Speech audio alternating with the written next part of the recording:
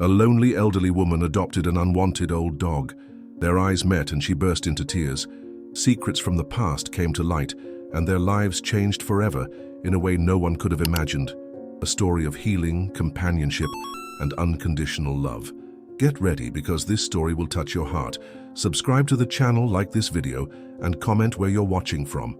The rain hammered relentlessly against the corrugated metal roof of the Second Chance Animal Shelter on the outskirts of San Diego. Amidst the desperate barking and the smell of disinfectant, Mr. George, the shelter manager for over 3 decades, sadly observed the newcomer, an old German shepherd with dull fur and a lost look in his eyes. The animal, shivering with cold and fear, had been found tied to the shelter fence that morning with a scrawled note. "His name is Max. He's 14. We can't care for him anymore." Mr. George sighed deeply. A dog that age rarely found a home. His fate was practically sealed. 5 miles away in the small town of Carlsbad, Mrs. Eleanor Vance, a widow for 5 years, watched the rain from the window of her house, its painted walls faded but brightened by blooming flower pots. At 72, loneliness had become her only companion. The absence of her husband, Robert, was still an open wound, and the increasingly infrequent calls from her children, who lived in New York, did nothing to heal her heart. The house, once lively with laughter and conversation, now only echoed with the tick-tock of the wall clock that Robert religiously fixed every first Sunday of the month. Eleanor maintained the ritual, even though she knew nothing about gears. It was her way of keeping her husband's memory alive. That morning, unlike others, Eleanor woke with an unusual determination. The dream she'd had the night before remained vivid in her mind. Robert, young as he was when they first met, walking in a green field with their old dog, Captain, a German shepherd who had been with them during the early years of their marriage. In the dream, Robert turned and said something she couldn't understand, only pointing in a direction before disappearing with Captain into the morning mist. "Nonsense," Eleanor muttered to herself as she made her coffee. But the feeling that the dream held a message didn't leave her all day. In the afternoon, when the rain finally let up, Eleanor decided to go to the market. She needed to restock the pantry, and perhaps the walk would clear her mind. The wet ground reflected the sky that was beginning to clear, and the air had that characteristic smell of wet earth that always pleased her senses.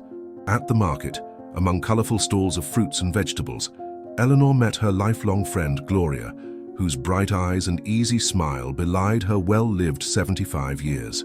"Eleanor, what a surprise to see you today. With this rain, I thought you'd stay home." Gloria hugged her warmly. "I needed to get out, Gloria. The house feels bigger and emptier when it rains." While choosing fresh vegetables for the week, Gloria casually mentioned the animal shelter. "Did you hear? The Second Chance shelter is overflowing after last month's floods. They brought another old dog in yesterday, a German shepherd. Remember Julia's son, Alfred? He volunteers there and told me the poor thing can barely get up. I doubt anyone will adopt him." Eleanor felt a shiver run down her spine. German shepherd, like Captain, like in the dream. "Where exactly is that shelter?" she asked, trying to sound casual. Gloria raised her eyebrows, surprised. "On the old highway after the bridge. Why? Don't tell me you're thinking—" "Just curious," Eleanor interrupted, but the glint in her eyes said otherwise. On the way home, Eleanor took a detour. A discreet sign indicating Second Chance Animal Shelter pointed towards a side dirt road. Without thinking much about what she was doing, she turned the wheel and followed it. The shelter was a simple collection of low buildings, surrounded by a modest fence. The sound of varied barking could be heard from afar. Eleanor parked her small car and hesitated for a moment, her hand on the door handle. What was she doing there? At 72, living alone, what conditions would she have to care for an old and possibly sick animal? Even so, she got out of the car and walked to the entrance. A man with graying hair and a face marked by time greeted her with a kind smile. "Good afternoon. I'm George, the manager. How can I help you?"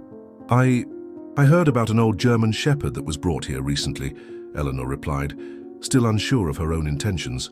George's eyes lit up briefly, but then returned to their resigned expression. "Yes, Max. He's been with us since yesterday." "Ma'am, excuse me, but I must warn you that he's a very old dog." "Probably not. Can I see him?" Eleanor interrupted gently. George nodded and led her down a hallway with cages on either side, where various dogs of all sizes and ages barked or watched curiously. At the end of the hallway, in the last cage on the right, was Max. The first meeting between Eleanor and Max was like a silent recognition between two souls who had already experienced both the joy and the pain that life offers. The old German shepherd was huddled at the back of the cage, almost trying to melt into the wall. His fur, which was probably once lustrous, was dull and lifeless. His slightly deformed legs, due to arthritis, betrayed the weight of the years. But it was his eyes that captivated Eleanor, deep, tired, and carrying a sadness that she knew all too well. When Eleanor knelt near the cage, ignoring the dampness of the ground on her clothes, Max lifted his head. For a moment, something shone in those tired eyes, a flicker of interest, perhaps hope. "Hello, Max," Eleanor whispered, extending her hand through the bars of the cage. George watched, ready to intervene if the dog reacted badly, but to his surprise, Max got up with difficulty and slowly walked towards Eleanor. He sniffed her outstretched hand, and in a gesture that seemed to contain all the wisdom of his years, rested his head on it. Eleanor's heart quickened. It was as if Robert were beside her again, whispering in her ear, "It's him, Eleanor. He's the one you were looking for. How long does he have to be adopted?" she asked George without taking her eyes off Max. "Well, we usually keep the dogs for 30 days before making difficult decisions. But with old dogs like Max, who require special care and have little chance of adoption," George didn't finish the sentence, but the implication was clear. Eleanor took a deep breath. In a single moment of clarity, all her fears and doubts seemed small compared to the inexplicable connection she had just felt. "I want to take him home." George couldn't hide his surprise. "Ma'am, I have to be honest.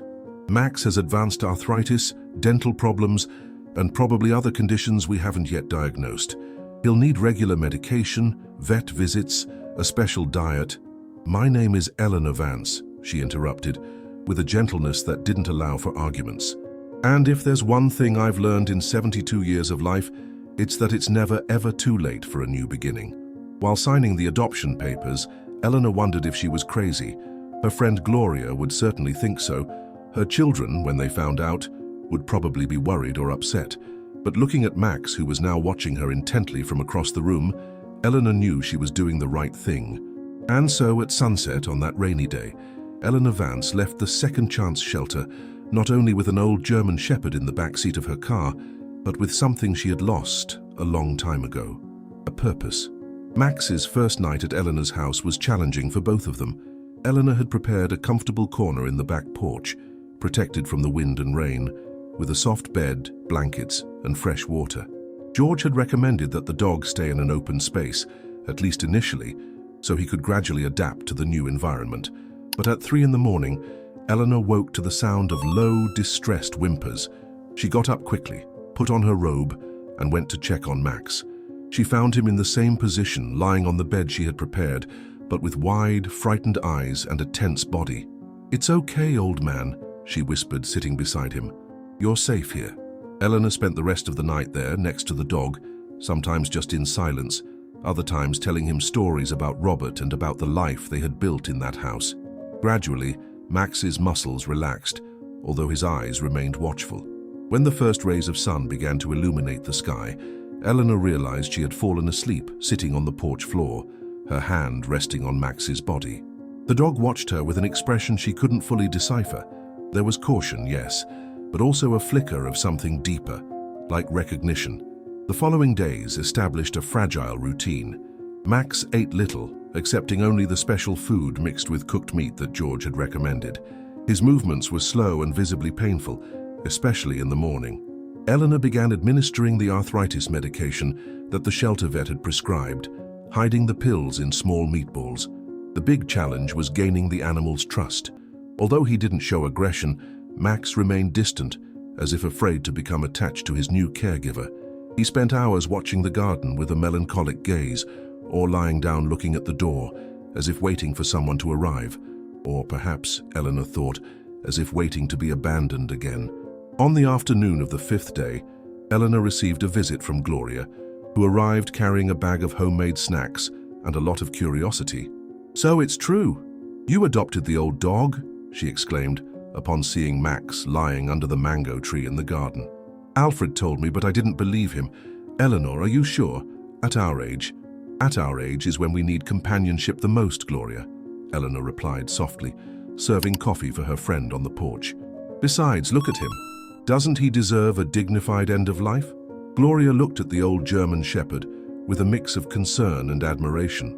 "You always had too big a heart, Eleanor. Since school days." She smiled, taking a sip of coffee. "And how is he doing? Has he adapted?" Eleanor sighed. "We're still getting to know each other. He doesn't completely trust me, which is understandable after being abandoned. But we're making progress slowly." As they talked, they didn't notice the change in the weather. Dark clouds began to form rapidly, and a strong wind began to shake the trees in the garden. The approaching storm was one of those typical of the region, intense and sudden. The first thunderclap split the sky with a deafening roar. Max, who until then seemed oblivious to the ladies' conversation, jumped up abruptly, his whole body tense. Eleanor saw the panic in his eyes. "Max, it's all right." She couldn't finish the sentence. The dog bolted into the house, knocking over a small table on the way. "Oh my God!" exclaimed Gloria. "He's afraid of storms." Eleanor ran inside, worried. She found Max huddled under the bed in the guest room, trembling violently. Her heart sank at the sight of the animal's terror. "I'll make more coffee while you take care of him," Gloria offered understandingly. For the next hour, Eleanor remained seated on the floor of the room, speaking softly to Max, trying to calm him with each new thunderclap. Slowly, she began to sing an old lullaby she used to sing to her children during stormy nights. Her voice, though not as strong as before, filled the room with a comforting melody that seemed to float above the sound of the heavy rain on the roof. To her surprise, Max stopped trembling. His eyes, still frightened, fixed on her with complete attention. It was as if the music created a bubble of safety around them. When the storm finally passed and Gloria said goodbye, Eleanor reflected on the incident. Max's uncontrolled fear suggested some trauma associated with storms. What had happened in his past? Who had been his previous owner? The note left at the shelter said so little. This curiosity led Eleanor the next morning to examine Max more closely while he slept. That's when she noticed something that had gone unnoticed, a small mark on the inside of his right ear. It wasn't a scar, but something like a stamped symbol. She would need a magnifying glass to see it better. Carefully, so as not to wake him, Eleanor looked for the magnifying glass she used to read recipes and small print. Examining the mark, she discovered a small alphanumeric code, K9431GR. Below, almost imperceptible, there was a tiny emblem that resembled a mountain. "What is this?" she muttered to herself. She wrote down the code on a piece of paper and decided she would call George later. Maybe he would know the meaning. While making breakfast, Eleanor heard an unusual sound coming from the living room, the dragging of paws on the wooden floor. Turning around, she saw Max slowly walking towards her, something he hadn't done voluntarily since he arrived. The dog stopped a few steps from her, looking at her with an intensity that made her hold her breath. Then, to her complete astonishment, Max sat down and extended his right paw, as if wanting to greet her formally. "Well, so you know commands," Eleanor smiled, kneeling with some difficulty to shake the outstretched paw. "What else can you do, huh?" In response, Max tilted his head slightly, as if considering the question.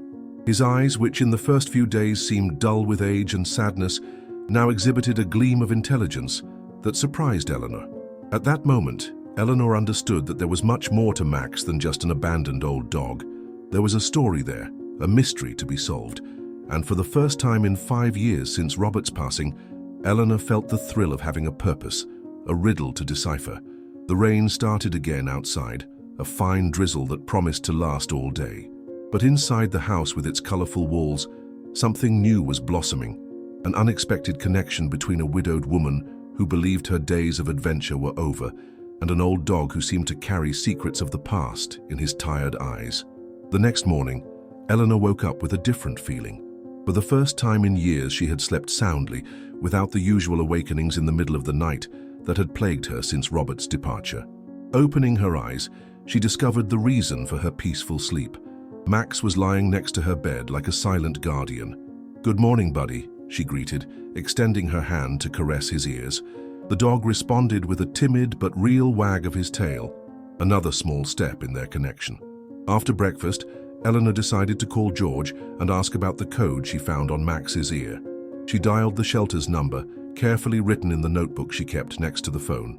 "Second Chance Animal Shelter, George speaking." "Good morning, George. I'm Eleanor Vance, the woman who adopted Max last week.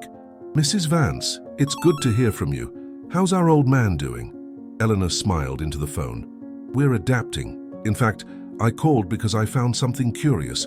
Max has a mark on his ear, a code, K9431GR, with a small mountain symbol. Do you know what it might mean? There was a moment of silence on the other end of the line. When George spoke again, his voice had a different, more serious tone. That's very interesting. We didn't notice that mark during the initial examination. K9 usually refers to working canine units, police, firefighters, rescue. The rest of the code may identify the specific unit and the animal. Are you saying Max might have been a service dog? Eleanor asked, surprised. It's possible, and that would explain some things. The way he behaves, the discipline. Working dogs are extensively trained. If you want to find out more, I suggest you contact the fire department and the local police department. One of them might recognize the code. Eleanor thanked him and, after hanging up, looked at Max, who was watching her from the doorway.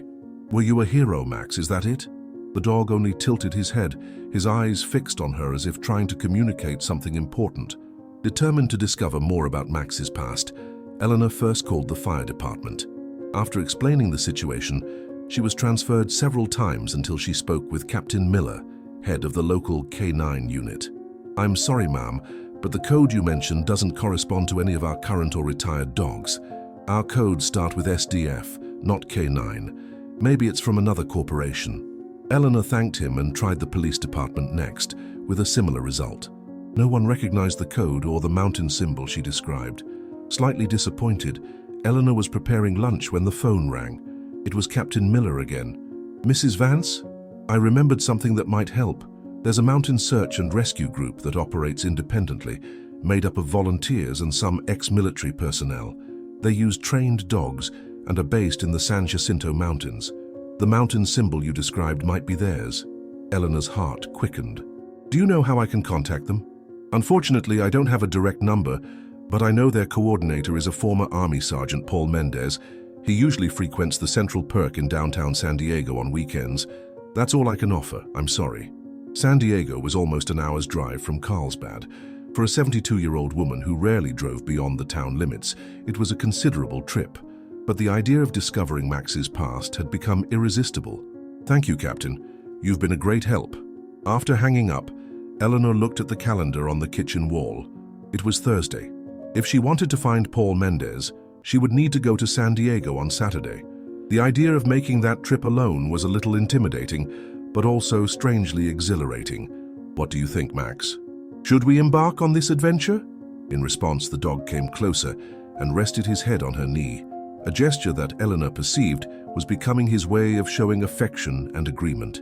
That night, while watching the news with Max lying at her feet, Eleanor was surprised by a knock on the door. It was unusual to receive visitors at that hour. It was past 8. Opening the door, she found a young man, perhaps about 25, wearing a postal uniform, holding a small package. Good evening, ma'am. Excuse the time, but this package has urgent status, and we've already tried to deliver it twice without success. It's for Mrs. Eleanor Vance. That's me, Eleanor replied, surprised. She wasn't expecting any deliveries. After signing the receipt, she closed the door and examined the package. It was light, wrapped in plain craft paper. The sender only appeared as RM Services, with an address in Los Angeles that she didn't recognize. There was no letter or note attached. Carefully, Eleanor opened the package. Inside, she found a red-bound notebook visibly worn from use. The pages were yellowed at the edges, and several colored bookmarks separated different sections. What is this? She muttered to herself, opening the notebook to the first page. There, in firm, angular handwriting, it read, Operations Log, K9 Search and Rescue Unit, San Jacinto Mountains. Eleanor's heart leaped. She turned the page and found a list of names, people and dogs paired as teams. In the middle of the list, highlighted with faded yellow marker, was Paul Mendez and Guardian, K9431GR. Guardian, Eleanor whispered, looking at Max, who had approached and was now observing the notebook with disturbing intensity. Was your name Guardian? Upon hearing that name, the dog pricked up his ears and let out a small whimper, his eyes fixed on the red notebook. With hands slightly trembling with excitement, Eleanor began to leaf through the journal. It was a detailed record of search and rescue operations in the mountains, covering a period of almost 5 years. Notes on weather conditions, terrain types, search techniques, and performance evaluations of each canine team. The entries about Guardian were particularly detailed and complimentary. Excellent in rocky terrain tracking, one said. Unusual ability to detect people buried by landslides, another mentioned. Remains calm even in the most adverse conditions, a third observed. In a section dedicated to photos, Eleanor found an image that made her catch her breath. A younger Max with lustrous fur and proud posture, next to a tall middle-aged man wearing a uniform with the same mountain emblem marked on the dog's ear. In the caption, Guardian and Paul after the rescue of the Lopez family buried for 36 hours. Turning a few more pages, Eleanor came to an entry dated 3 years ago. The handwriting was the same, but more hurried, less careful. Severe storm hit base camp. Communications interrupted. Teams divided. Lost contact with Paul and Guardian on the east slope during attempt to rescue German climbers. Conditions prevent immediate search. The next entry, days later, was even more disturbing. Rescued Paul with severe hypothermia and multiple fractures. No sign of Guardian or the German climbers. Searches continue, but hopes diminish with each hour. And finally, the last entry related to Guardian, written in a handwriting that revealed contained emotion. After 2 weeks, searches for Guardian officially ended. Paul remains hospitalized but stable. The symbolic funeral for Guardian will be held next Sunday. His plaque will be added to the Canine Heroes Memorial. His sacrifice will not be forgotten. Eleanor closed the notebook, feeling a lump in her throat. She looked at Max, no Guardian, who watched her with those deep eyes that seemed to contain all the wisdom and sadness of the world. "You survived," she whispered, kneeling with difficulty to hug the dog. "Everyone thought you were gone, but you survived." Guardian rested his head on her shoulder, a gesture so human, so full of meaning, that Eleanor felt tears running down her face, not of sadness, but of admiration for this extraordinary being that fate had put in her path. And so, with the mysterious arrival of the red notebook, what began as a simple adoption out of compassion transformed into something much deeper, a story of survival, heroism, and a reunion that transcended common understanding. The questions in her mind multiplied. How had Guardian survived? How did he get to the shelter so far from the mountains where he got lost? And even more intriguing, who had sent the notebook and why? Looking at the envelope again, Eleanor noticed something she hadn't perceived before, a small note hidden in the inner fold. The message was brief, handwritten. "He found his way to you for a reason. The circle is complete. R. Like Robert, but that would be impossible." The mystery only deepened, and Eleanor knew that her trip to San Diego on Saturday was now more urgent than ever. She had to find Paul Mendez and discover the truth about the extraordinary animal sleeping in her living room. The trip to San Diego began at dawn on Saturday. Eleanor had considered leaving Guardian at home, worried about the fatigue the trip might cause his aching joints, but the old German Shepherd seemed to understand her plans and positioned himself firmly by the door from the moment she began to pack her small bag the night before. "All right, stubborn one," Eleanor conceded with a smile. "I think you have more right than I do to take this trip." Guardian responded with a determined wag of his tail, as if confirming her logic. Eleanor had asked Gloria to accompany them. The friend, initially skeptical about the whole story, completely changed her attitude upon seeing the red notebook and the photographs. "This is extraordinary, Eleanor. It's like something out of a movie," exclaimed Gloria, adjusting her glasses as she examined the photograph of the younger Guardian with his former handler. Eleanor's small car wound its way along the winding road that cut through green valleys and climbed steep slopes. Guardian remained seated in the back seat, looking intently out the window, especially as they approached the mountainous region. It was as if he recognized the territory. "So do you think he feels like he's going home?" Gloria asked, observing the dog's behavior in the rearview mirror. "I'm not sure," Eleanor replied thoughtfully, "but something in him changed since we left Carlsbad. He's more alert." After almost an hour's drive, they spotted San Diego, a jewel nestled among mountains, with its cobblestone streets and historic buildings. Eleanor parked near the Gaslamp Quarter, in the heart of the city. "And now what?" Gloria asked as she helped Guardian out of the car. The dog, despite his arthritis, seemed more energetic than ever, sniffing the air intensely. Let's find Central Perk, Eleanor replied, consulting a tourist map she had brought. Captain Miller said Paul Mendez is usually there on weekends. Central Perk turned out to be a traditional establishment opposite the cathedral, with wrought iron tables on the terrace and the unmistakable aroma of freshly brewed coffee floating in the air. Upon arriving, Eleanor and Gloria sat at an outdoor table, allowing Guardian to rest at their feet. The dog, however, remained restless, his gaze constantly scanning the square. "How will we recognize this Paul Mendez?" Gloria asked as a waiter served them coffee. Before Eleanor could answer, Guardian jumped up abruptly, his ears fully alert. A man of about 50, with a cane and a pronounced limp, was crossing the square towards the cafe. Despite his obvious difficulty walking, he had the disciplined bearing of a soldier. Then it happened.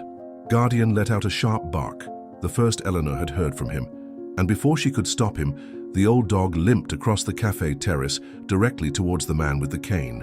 "Max!" Eleanor called, rising with alarm. The man stopped, confused by the dog approaching him. When Guardian reached his side, he sat down and raised his right paw in a salute that seemed rehearsed 1,000 times.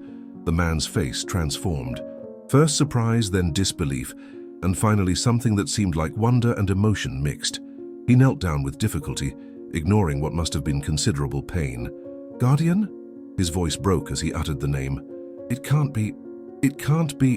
The dog whimpered softly and licked the man's hand, who now had tears freely running down his weathered face. Regardless of who was watching, the man embraced the old German shepherd, burying his face in the dull fur. Eleanor and Gloria came up to them, watching the scene with a mix of astonishment and emotion. "Mr. Mendez?" Eleanor asked softly. The man looked up, still embracing Guardian. How did you find him? We all thought he was dead in the mountains. We searched for weeks." "It's a long story," Eleanor replied, feeling her own eyes well up. "I think we have a lot to talk about." At a table away from the bustle, Paul Mendez recounted Guardian's story. For almost 10 years, they had been part of the elite mountain rescue unit, saving dozens of lives in seemingly impossible situations. Guardian wasn't just a trained dog. He was considered by many to be the best rescue dog in the unit's history. "The last time I saw him was during the worst storm I remember in the San Jacintos," Paul recounted, his hand never leaving Guardian's back. "We were trying to rescue 2 German climbers trapped in a crevasse. Communications failed. The weather worsened. A landslide separated us. I fell almost 100 feet. When I woke up, I was in the hospital. Guardian had disappeared." "What do you think happened?" Eleanor asked, while Gloria listened fascinated. "Guardian must have continued searching for the climbers. That's what he was trained to do. Maybe he found refuge with them, or maybe he found his own way to survive. The important thing is that he survived 3 years alone somehow, and then found his way to you." Paul looked at Eleanor with deep gratitude. "Ma'am, I don't know how to thank you for taking care of him." Eleanor felt a lump in her throat as she thought about what would come next. Would Paul want to get Guardian back? In just a few days, the old dog had become an essential part of her life, filling a void she didn't even know could be filled. As if reading her thoughts, Paul smiled sadly. "I can no longer take proper care of him," he said, pointing to his leg. "The fall left me with a permanent disability. I live in a small apartment in the city. I work in an office. It's not the life Guardian deserves in his last years." Eleanor let out the breath she didn't know she was holding. "But you can visit him whenever you want," she offered. "My house in Carlsbad has a large, quiet garden." "Guardian would like to have visits from his old friend." Paul's expression brightened. "I would like that very much." Then, with an intrigued look, he asked, "But there's something I don't understand. How did you know my name? How did you find me here?" Eleanor took the red notebook from her bag. "This mysteriously arrived at my door 2 days ago." Paul took the notebook with trembling hands. "This is my operations log. I lost it along with all my equipment in the landslide." "Who sent it?" "The sender only said RM Services," Eleanor explained, showing him the envelope. "And there was a note." Paul's face paled as he read the brief note. "Do you know anyone with the initials RM?" "My husband," Eleanor replied softly. "Robert Morales, but he passed away 5 years ago." A thoughtful silence fell over the table. Finally, Paul spoke. "Sometimes in the mountains we experience things we can't rationally explain. The ancient inhabitants believed that the mountains had guardian spirits that helped lost travelers find their way." "Do you believe in that?" Gloria asked, fascinated. Paul stroked Guardian's ears, who had rested his head on his knee, completely relaxed for the first time since Eleanor met him. "I believe there are connections we don't fully understand," he replied. "This dog survived alone for 3 years in one of the most dangerous regions of the country, found his way to a shelter precisely when you were ready to adopt him, and somehow this notebook came into your hands to complete the circle. Call it fate, miracle, or whatever you want, but there's more to this story than we can see." On the way back to Carlsbad, with Paul's promise to visit them next weekend, Eleanor reflected on the day's events. Guardian slept peacefully in the back seat, exhausted but visibly at peace, as if an invisible burden had been lifted from his shoulders. "What are you thinking about, Eleanor?" Gloria asked, noticing her friend's contemplative expression. "About how life has strange ways of giving us exactly what we need," Eleanor replied with a serene smile. "Guardian needed a peaceful home for his last years, and I needed a purpose, a reason to keep going. And a little company," Gloria added with a knowing smile. "Yes," Eleanor nodded, looking in the rearview mirror at the sleeping dog. "Much more than company, a guardian of memories, past and new." The days following the meeting with Paul settled into a new routine that Eleanor began to cherish. Guardian, as she now called him, seemed rejuvenated by the reunion with his former partner. His movements, though still limited by arthritis, had more purpose. His eyes had regained a sparkle Eleanor had only seen in the photographs of the red notebook. Each morning began with a slow stroll through the garden, followed by breakfast shared on the porch. Scrambled eggs for her, special food mixed with chicken pieces for him. Afternoons were spent in the living room, Eleanor knitting or reading, Guardian resting at her feet, occasionally lifting his head to check that she was still there. But as the weekend approached, and with it Paul's promised visit, Eleanor began to experience an unforeseen anxiety. It manifested in small moments, when she caught Guardian looking expectantly toward the door, or when she found him unusually lively at the sound of vehicles passing on the street. "He's excited to see Paul," she told herself, but the truth, which she barely dared to admit, was more complicated. She was afraid of losing Guardian. Friday evening, while preparing dinner, the phone rang. It was Paul, confirming his visit the next day. "I'll bring lunch if you like," he offered. "And some things for Guardian, his favorite toys, his old blanket. Things I kept. I could never get rid of them, even though everyone thought it was pointless to keep them." "Of course you're welcome," Eleanor replied, forcing herself to sound enthusiastic, as a feeling of emptiness grew in her stomach. After hanging up, Eleanor looked at Guardian, who watched her with that understanding expression that seemed to penetrate all her thoughts. "Don't be silly, Eleanor," she scolded herself aloud. "Paul is just coming for a visit. He himself said he can't take care of Guardian. You're a ridiculous old woman." But that night, as she tried to fall asleep, her doubts grew. Paul was Guardian's connection to his glorious past, to a life full of purpose and adventure. With him, he had saved lives. He had been a hero. What was she in comparison? Just a lonely, elderly woman who could barely offer him a garden and quiet companionship. For the first time since Robert's death, Eleanor felt completely inadequate, unable to fill the void he had left. With Guardian, she had begun to feel she had a purpose again. What if Guardian preferred to go with Paul? What if the reunion rekindled his desire for adventure? "You're being selfish," she muttered in the darkness. "If Guardian wants to go with Paul, you should be happy for him." But she couldn't. The thought of returning to her solitary life, after having experienced the special connection with the dog, filled her with a deep fear she hadn't felt in years. Saturday morning dawned bright and clear, perfect for a visit. Eleanor got up early, with restless sleep behind her, and began preparing the house. She cleaned, arranged fresh flowers on the dining room table, and even baked cookies, a recipe Robert loved and that she hadn't made since his passing. At 11 o'clock sharp, a car pulled up in front of the house. Guardian, who had been unusually quiet all morning, suddenly perked up, walking to the door with surprising agility for his age and condition. Coming," Eleanor said, trying to remain calm. She opened the door to find Paul smiling, holding a basket of food and a duffel bag that presumably contained Guardian's belongings. The reunion was as emotional as the first. Guardian greeted Paul with youthful enthusiasm, barking softly and wagging his tail energetically. Paul knelt to hug the dog, murmuring words of affection that only Guardian could hear. Eleanor watched the scene with a forced smile, feeling a lump in her throat. The connection between them was undeniable. They had history. They had gone through dangers together. They had saved each other. "Come in, please," she said, when the initial effusiveness of the meeting subsided. "I made fresh lemonade." The visit went pleasantly on the surface. Paul brought additional photographs of the rescue team, shared stories of Guardian's most memorable missions, and explained some of the special commands the dog knew. Eleanor listened with genuine interest, marveling at the extraordinary life her canine companion had led. "This command is special," Paul said, making a specific gesture with his hand. "It means find something valuable. We used it when we needed him to find specific objects, not just people." Guardian responded instantly to the command, beginning to sniff around the room purposefully. "Oops, I didn't give him anything to look for," Paul laughed. "Old habit." But Guardian continued his search, ignoring Paul's attempt to stop him. After a few minutes of methodical sniffing, the dog disappeared into Eleanor's bedroom. "Excuse him," Eleanor smiled. "Once he starts something, he seems determined to finish it." Guardian returned moments later, holding something in his mouth with extreme care. He approached Eleanor and deposited the object in her lap. It was an old framed photograph of her and Robert, which she usually kept on her nightstand. "Oh," Eleanor exclaimed softly, taking the photograph. "I don't understand why." "The command means, find something valuable," Paul explained, with a look of understanding.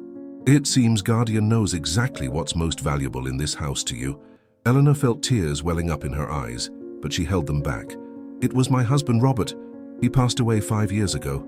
Paul nodded respectfully. "I'm so sorry." After a pause, he added, "You know, Guardian always had a special ability to connect with people, not just to find them physically, but to understand what they needed. That's what made him so exceptional in rescues. He didn't just find the trapped people, he gave them hope. He made them feel they weren't alone." Eleanor looked at Guardian, who was now resting his head on her knee, looking at her with those deep eyes that seemed to see right through her fears.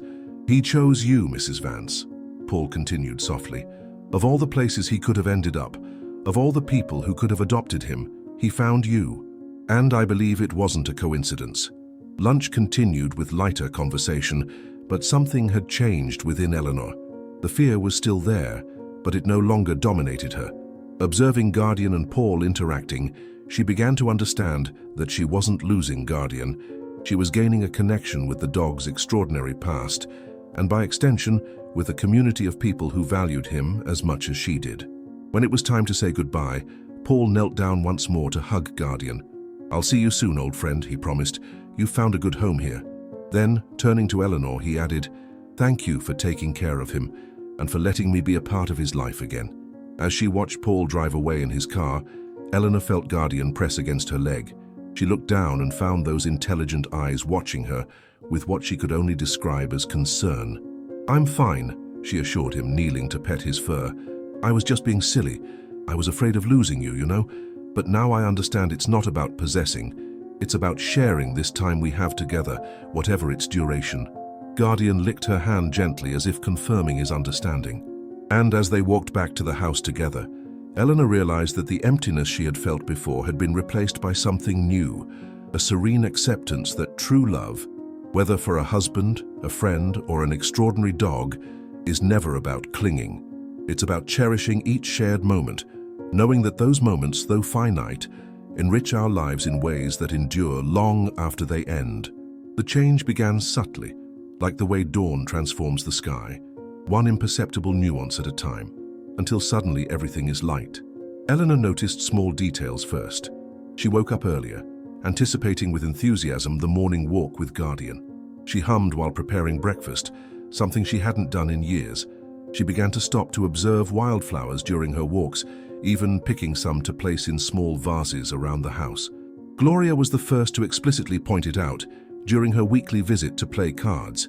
"You look different, Eleanor," she commented, studying her friend over her glasses. "There's something about you that, I don't know, shines." Eleanor dismissed the comment with a soft laugh. "It's your imagination, Gloria. It's just the good weather of the season." But privately, she recognized the change. Paul's visit, instead of increasing her insecurities, had had the opposite effect. Seeing the connection between the ex-rescuer and Guardian had shown her something fundamental. It wasn't about choosing between old and new bonds. The heart, both human and canine, had capacity for both. One Tuesday morning, Eleanor made an impulsive decision. Instead of her usual quiet walk in the garden, she prepared a small backpack with water, sandwiches, and treats for Guardian. "How about we explore a little further today?" she proposed to the dog, who watched her curiously as she tied her sneakers, dusted off from the back of the closet. Guardian responded with an enthusiastic tail wag that was all the confirmation she needed. The trail that began at the end of her street eventually became a dirt road that gently ascended towards the hills surrounding Carlsbad. Eleanor hadn't walked it in years, long before Robert's death, when her knees were still reliable and her breath didn't run out so quickly. "We'll only go as far as we can, no pressure," she muttered, more to herself than to Guardian. To her surprise, the path proved less challenging than she feared. Yes, she needed to stop occasionally to catch her breath, and yes, her knees protested on the steeper sections. But Guardian seemed to perfectly understand her pace, stopping whenever she stopped, waiting patiently when she needed to rest. After almost an hour of gentle walking, they reached a small clearing with a panoramic view of the valley. Eleanor sat on a flat rock, marveling at the beauty that stretched before her. The town below with its red-tiled roofs and winding streets, the bluish mountains in the distance, the bright blue sky dotted with clouds as perfect as cotton. "I had forgotten how beautiful this place is," she confessed to Guardian, who sat majestically beside her, also contemplating the landscape. "Robert and I used to come here when we first moved to Carlsbad. We'd bring blankets, food, and spend hours just existing together." Guardian rested his head on Eleanor's lap, a gesture that had become his way of offering comfort when she talked about Robert. "You know what's strange?" she continued, stroking the dog's ears. "For years, thinking about those happy moments only caused me pain, as if remembering happiness only made its absence more evident. But now," she paused, surprised by the realization, "now I can remember and feel gratitude for having had those moments, instead of just sadness for having lost them."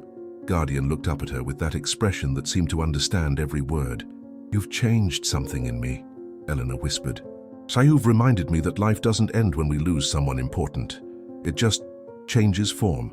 They shared lunch in that quiet clearing, Eleanor enjoying her sandwich while Guardian received pieces of chicken that she had packed especially for him. The gentle breeze rustled the leaves of the nearby trees, creating a natural melody that accompanied her thoughts. On the way back, Eleanor noticed something she had overlooked during the ascent. Wildflowers of all colors dotted the edges of the trail. Impulsively, she stopped to pick some, forming a small bouquet. "To brighten up the house," she explained to Guardian, who watched her movements with interest. Upon arriving home, Eleanor placed the flowers in a small vase and placed it in the center of the dining room table. Then, in an act that surprised even herself, she took the photograph of Robert that she usually kept in her bedroom and placed it next to the vase. "I think it's time you came back to the living room," she said to the smiling image of her husband. "You've been hiding for too long." That night, sitting on the porch with Guardian dozing at her feet, Eleanor made a decision.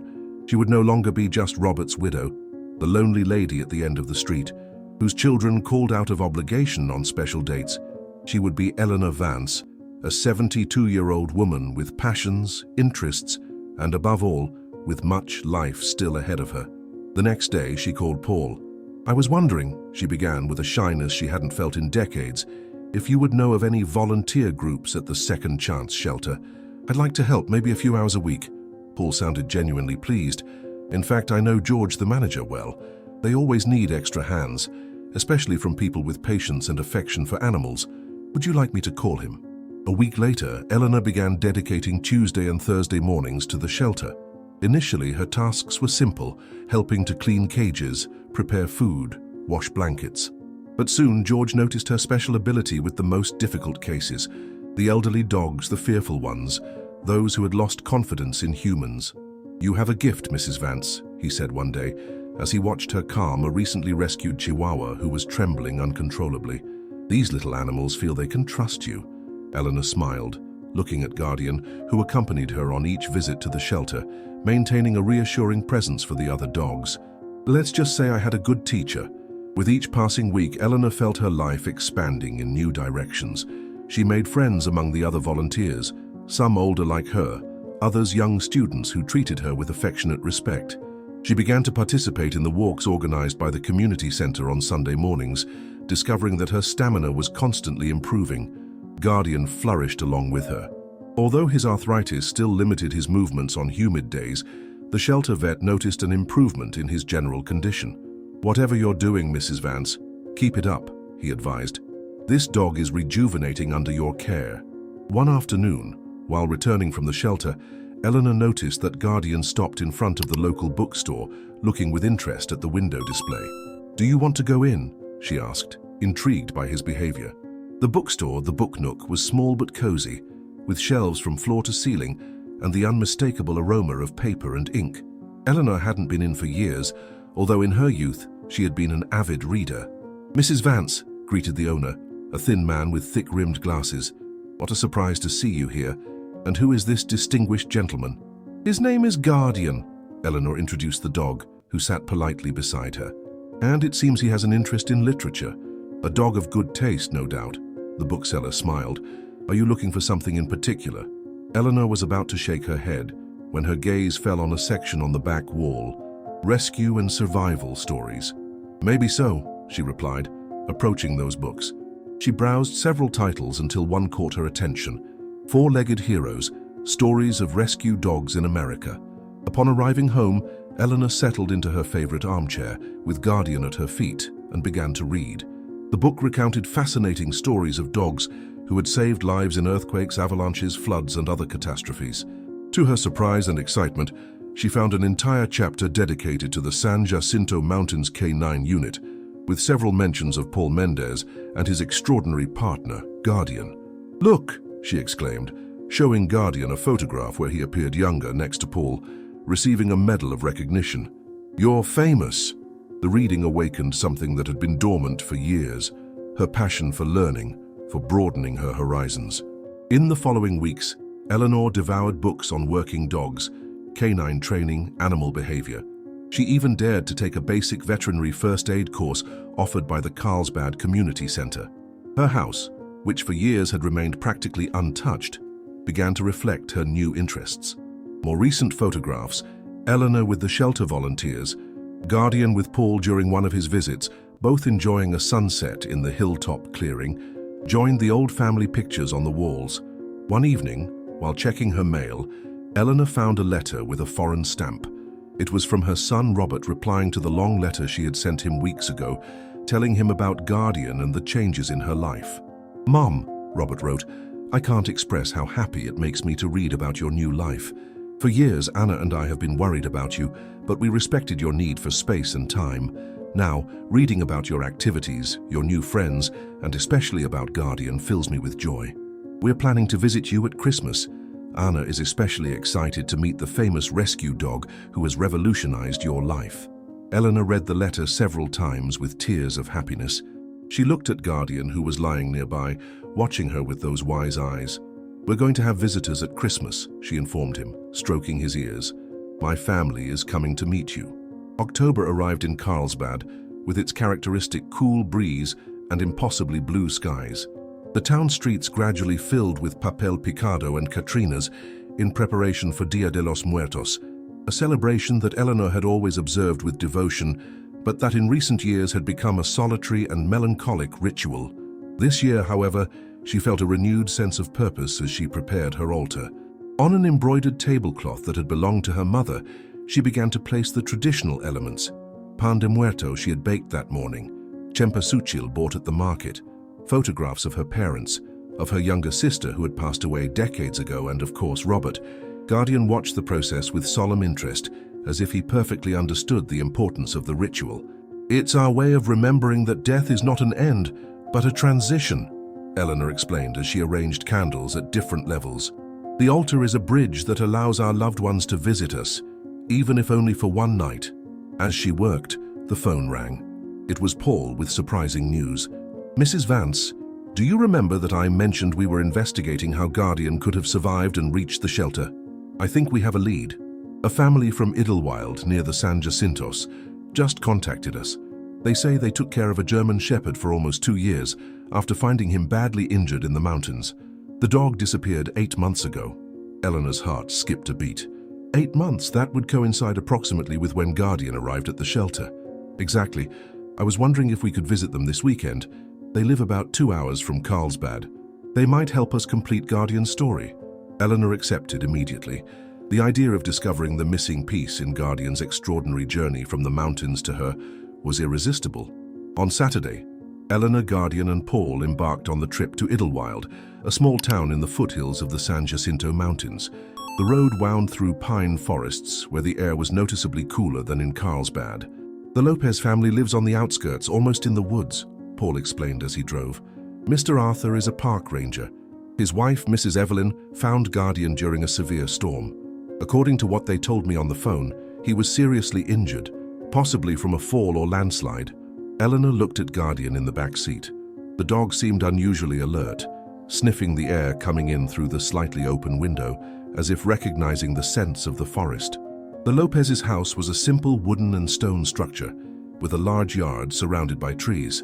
As soon as Paul parked, the front door opened and a middle-aged woman came out, followed by a tall man in a park ranger uniform and two preteen children. Guardian's reaction was instantaneous. Before Eleanor could grab his leash, the dog jumped out of the partially open car window and ran towards the family, barking with youthful enthusiasm. "Miracle!" exclaimed the woman, kneeling to receive the dog, who covered her with licks. "It's him, he's back!" The children joined the group hug, calling the dog by the name they had given him. "Miracle! Miracle has returned!" Eleanor watched the scene with a mixture of conflicting emotions. The family's and Guardian's evident joy was moving, but she couldn't help but feel a twinge of concern. If this family had cared for Guardian for 2 years, if they loved him so much, would they want him back? Paul, as if reading her thoughts, placed a reassuring hand on her shoulder. "Let's hear their story," he said softly, "one step at a time." In the cozy Lopez living room, with steaming mugs of hot chocolate, Evelyn recounted how she had found Miracle during a devastating storm that hit the region 3 years ago. "I was checking the damage to our property when I heard a faint whimper among the fallen trees," she said, while Guardian remained lying among her children, accepting constant petting. "I found him trapped under a log, seriously injured. He had deep cuts, and we believe several fractured ribs. Honestly, we didn't think he would survive the night. But he was a fighter," Arthur continued, with evident admiration. "Each day he showed improvement, although the recovery was slow. We noticed he had training. He responded to commands, he had discipline, but he had no collar or visible identification. We tried to find his owner," Evelyn added.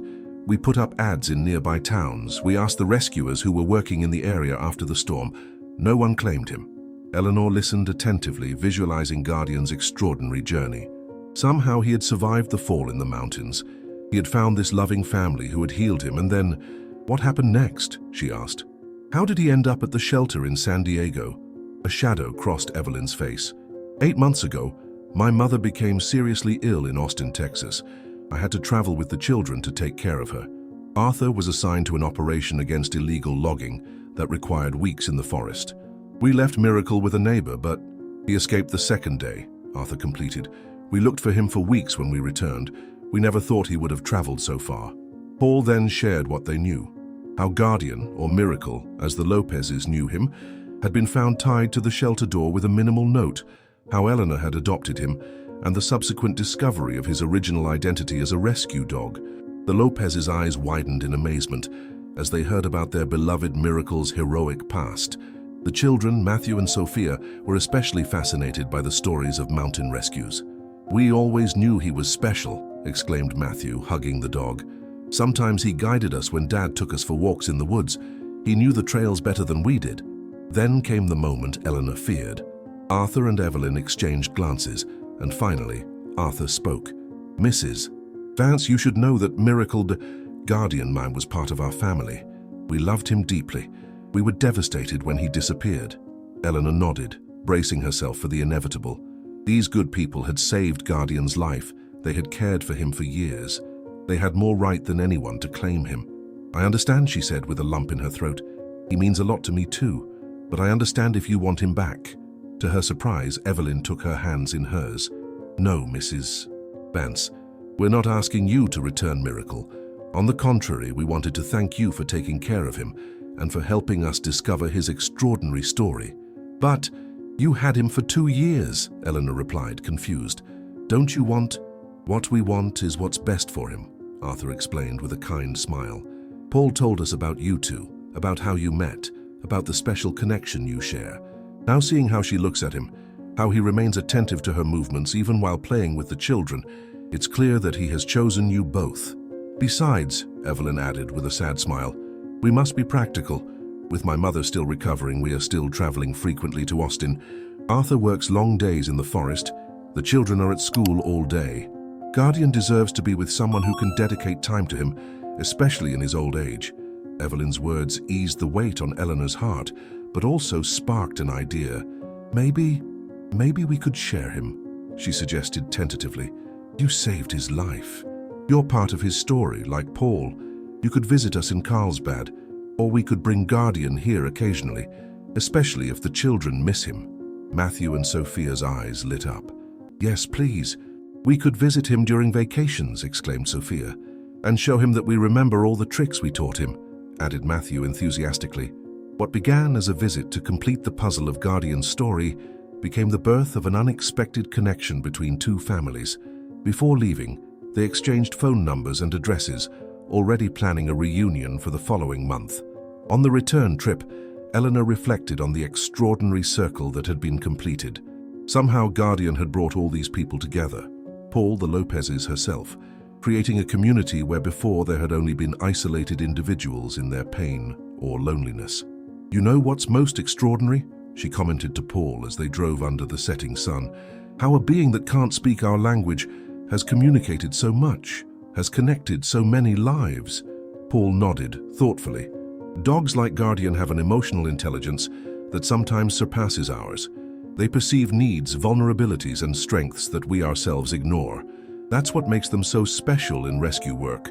They don't just find bodies, they find souls.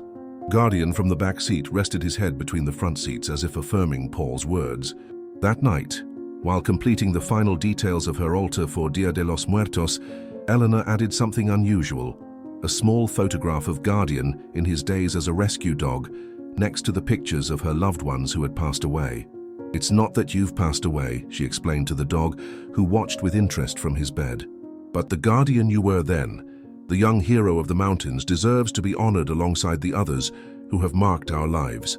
And as she placed the last candle, Eleanor felt a deep certainty. Somehow, the cycle of loss that had defined the last years of her life had transformed into a cycle of encounter. Robert had gone, but his absence had created the space for Guardian to arrive. And through Guardian, her world had expanded, filling again with meaningful connections, purpose, and joy. Christmas Eve morning dawned clear and cool in Carlsbad.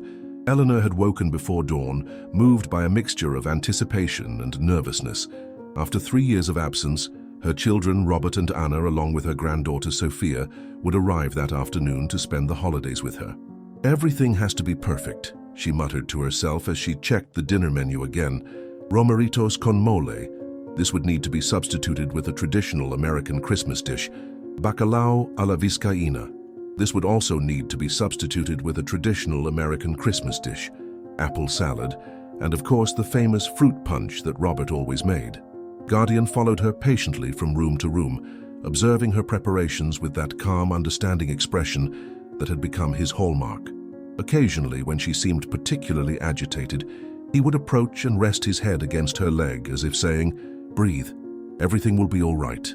The last year had brought changes that Eleanor would never have imagined 12 months ago. Her volunteer work at the shelter had evolved. She now coordinated a special program for the adoption of older dogs, using her own story with Guardian as inspiration. Her friendship with Paul and the Lopezes had deepened, with regular visits in both directions. The house, once a sanctuary of static memories, now vibrated with new life. But perhaps the most significant change was in her relationship with her children. Sporadic calls out of obligation had transformed into frequent and genuine conversations. Robert and Anna, initially skeptical about adopting an elderly dog, now constantly asked about Guardian. Teenage Sophia, who previously barely spoke to her grandmother, now sent her weekly messages asking for updates on the canine hero. At 4:30 in the afternoon, the sound of a car stopping in front of the house alerted Guardian, who got up from his nap with attentive ears. Eleanor took a deep breath, smoothed her flower-embroidered dress, a gift she had made herself for the occasion, and walked to the door. Robert got out of the taxi first, so much like Robert that it always gave her a little start. Then Anna, elegant as always in her city dress, and finally Sophia, now a 16-year-old girl that Eleanor barely recognized. The hugs were warm, genuine, without the awkwardness that had characterized their last meetings. But it was Sophia's reaction that took Eleanor by surprise. "Grandma," the young woman exclaimed, hugging her enthusiastically. "You look amazing, so different." "The Carlsbad weather," Eleanor joked, blushing slightly. "No, it's more than that," Sophia insisted, with the frankness characteristic of her age. "There's something about you that shines." The same words Gloria had used months ago. Eleanor smiled, knowing it was true, even though she couldn't fully explain it. The moment to introduce Guardian arrived when they entered the house. The dog waited patiently in the living room, sitting with almost regal dignity. "Family, I present to you Guardian," Eleanor announced proudly. To her delight, her children treated the dog not as just any pet, but with the respect that his extraordinary story and personality deserved. Robert knelt to greet him formally, and Anna commented on his intelligent gaze. But it was Sophia again who created the most memorable moment. The teenager, who according to her parents rarely showed enthusiasm for anything that didn't involve her phone, sat on the floor in front of Guardian and looked him directly in the eyes. The dog held her gaze with that deep attention that Eleanor knew well. "You have old eyes," Sophia said after a long moment, "as if you've seen many important things." Guardian tilted his head slightly, as if considering her words, and then extended a paw towards her. Sophia took it reverently, as if understanding that she was receiving a special honor. Christmas Eve dinner took place in an atmosphere Eleanor hadn't experienced in years. Genuine warmth, lively conversation, and spontaneous laughter. Robert shared anecdotes from his work. Anna talked about her community projects in New York, and Sophia, to everyone's surprise, announced that she was considering studying veterinary medicine. "It's because of all those stories about Guardian that you've told me, Grandma," she explained, casting an affectionate look at the dog, who was resting peacefully near the table. "They made me think about how important the bond between humans and animals is, especially in difficult times." After dinner, as they savored the traditional fruit punch, Robert raised his glass in an impromptu toast. "To Mom," he said, with an unusual emotion in his usually pragmatic voice, "who has taught us this year that it's never too late to start again, to open ourselves to new connections and experiences." He paused and added with a smile, "And to Guardian, who somehow knew exactly who needed his company." Later, as they placed gifts under the modest tree that Eleanor had decorated, Anna sat next to her mother on the sofa. "You know, Mom," she began thoughtfully, "after Dad passed away, we were so worried about seeing you so dimmed. We tried to convince you to come live with us in New York." "I know, sweetie," Eleanor replied softly, "and I understand why, but I had to find my own way through the grief. I couldn't just transplant my life to another place and expect to flourish." Anna took her hand. "I understand now. You needed to rediscover who you were without Dad, not just be our mother or Robert's widow. And look what you've accomplished for yourself. Your program at the shelter, your new friendships, your renewed independence. I'm so proud of you." Anna's words touched Eleanor deeply. For years she had felt, without anyone explicitly saying it, that her children considered her fragile, unable to manage her own life after Robert's death, that they recognized her strength and personal growth was a gift more valuable than any material object. Christmas continued with the same warmth. The Lopezes visited on Christmas Day, bringing homemade gifts and sharing more stories about Miracle. Paul joined them for lunch, bringing newly discovered photographs from Guardian's training days. Gloria and other friends from town stopped by to say hello, turning the house into a center of celebration and community. Throughout it all, Guardian remained a constant presence, sometimes participating in the activity, other times observing from his favorite corner. Eleanor noticed how his gaze followed every interaction, every laugh, every hug, as if he were memorizing every moment of happiness. The night before her family left, Eleanor found Sophia in the back garden, sitting under the stars with Guardian by her side. She joined them silently, respecting the moment of contemplation they shared. "Grandma," Sophia finally said, without taking her eyes off the starry sky, "do you think there are things we can't rationally explain? Things that just happen because they must happen?" Eleanor considered the question carefully. "I think there are patterns and connections that exceed our immediate understanding, not necessarily supernatural, but deeply meaningful. Like Guardian finding you, Sophia continued, now looking directly at her. Of all the places he could have ended up, of all the people who could have adopted him, he found you. And then through him you found Paul, the Lopezes. You rediscovered your purpose, and we reconnected too, Eleanor added softly. Sophia nodded. It's like he was a kind of guardian of memories, connecting the past and the present, people and experiences, creating something new from fragments that seemed disconnected. Her granddaughter's insight impressed Eleanor. Guardian of memories, she repeated, stroking the dog who was now resting his head on her lap. That's a very apt name. In the days following her family's departure, the house felt different, not empty as Eleanor had feared, but full of fresh memories and future plans. Robert had promised to return at Easter. Anna planned a visit in the summer, and Sophia had made Eleanor promise to stay in touch via video call to show her Guardian's progress. One January afternoon, sitting on the porch while watching Guardian lazily explore the garden, Eleanor reflected on the extraordinary circle that had been completed in her life, from the devastating loss of Robert to this new chapter, full of purpose and renewed connections. The path had not been straight or easy, but every turn, even the painful ones, had led her exactly where she needed to be. Guardian returned to her side and sat down, looking towards the mountainous horizon that could be seen in the distance. Eleanor wondered, not for the first time, what those wise eyes really saw. Did he remember the mountains where he had carried out heroic rescues? The Lopez family who had saved him? The countless lives he had touched on his extraordinary journey? Guardian of memories, she murmured, remembering Sophia's words. That's what you are, isn't it? You not only keep your own memories, but somehow you preserve and connect those of all of us. The dog looked at her with that expression that seemed to transcend all barriers of conventional understanding. Then, with a sigh of contentment, he rested his head on Eleanor's lap. Together they contemplated the sunset, an elderly woman and an old dog, both having found in each other exactly what they needed, not just companionship, but a living testament that the most important stories of our lives don't really end. They simply take new and unexpected forms, reminding us that as long as we keep our hearts open, there will always be new chapters to write. And Eleanor, stroking the ears of her faithful guardian, felt ready for any adventure that came next. My friends, we've reached the end of the story. Did you enjoy it? What lesson can you take away from this story?